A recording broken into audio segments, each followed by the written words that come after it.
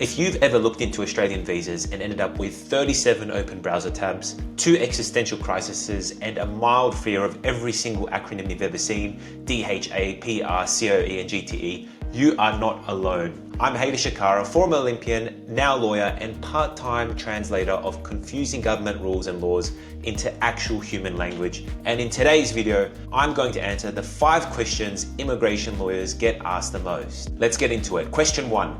Can I get PR with this visa? This is the holy grail of immigration, permanent residency, and it is the #1 question we get asked all the time. And the answer is, and you are going to hate this answer because I hate it as well, it depends. Some visas do lead to PR, others don't.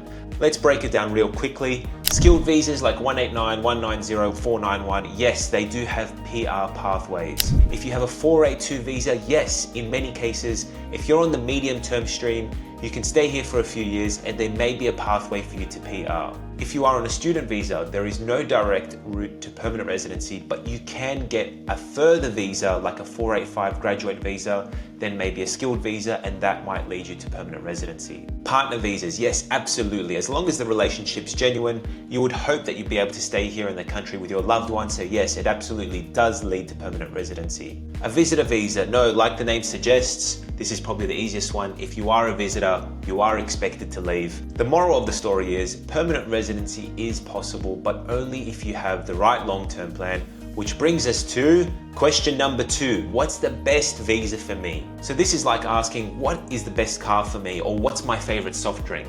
The best visa is going to depend on your goals, what your qualifications are, what your experience is, your level of English, and so many other factors. There is no universal best visa, but there is a best visa for you.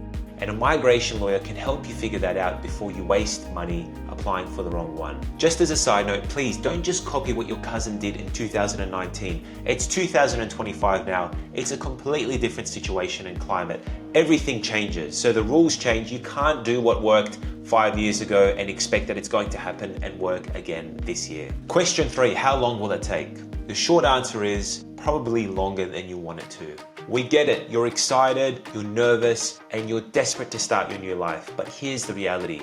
Partner visas can take 1 to 2 years for approval. Skilled visas can take 3 to 6 months depending on your occupation. 482 visas, 2 to 4 months, even if your employer has all of their stuff together. If you're looking at an appeal, strap in. You could be waiting for up to 2 years. And yes, there are situations where some people get their visas instantly, but that is not the case for everyone. A lot of the times it depends on your application and your country of origin. So those short applications, they're more the exception and not the rule. So make sure you apply early. Don't wait until your visa has just 3 days left on it and hope the whole universe sorts itself out for you. Question 4, can I work whilst I wait for my visa to be approved? Yes, you're in that classic limbo situation. Whether you can work while waiting for your visa depends on what visa you're on now and what visa you're applying for. For example, if you have applied for a partner visa and you're on bridging visa A after applying, then you are able to get full work rights. If you're on a student visa, yes, you are able to work, but you're limited to working 48 hours per fortnight. So you can see it does change from visa to visa, and it's important not to assume what your working rights are going to be. Make sure to check your visa conditions, ask your immigration lawyer as to what your working rights are, because working when you're not allowed can actually get your visa cancelled, and you don't want to be doing that after you've spent all of the time and money invested in living in Australia. Question 5, do I really need a migration agent or lawyer? Yes, nobody wants to spend extra money when they can save it, and nobody likes spending money on lawyers. You can apply yourself, and many people do, but the real question is, should you? Now here's what you should get if you go with a professional. A real personalized strategy.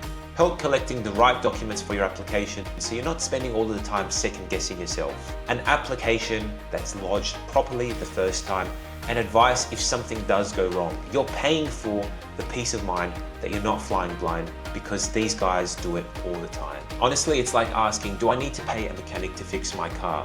You don't have to, you can try and do it yourself, but you might not get it right, and I'm not sure what that's worth to you. So here are my final thoughts. I know immigration can be stressful and it can be confusing, but if this video helped, hit like and drop your questions in the comments, and subscribe for more straight talking migration advice. And if you're ready to stop guessing and start planning, reach out to us at Unique Migration. We'll actually listen, ask the right questions, and help you build a visa strategy that works for you. Because whether you're studying, working, joining your partner, or starting over, we're here to help make that journey a whole lot smoother. See you next time.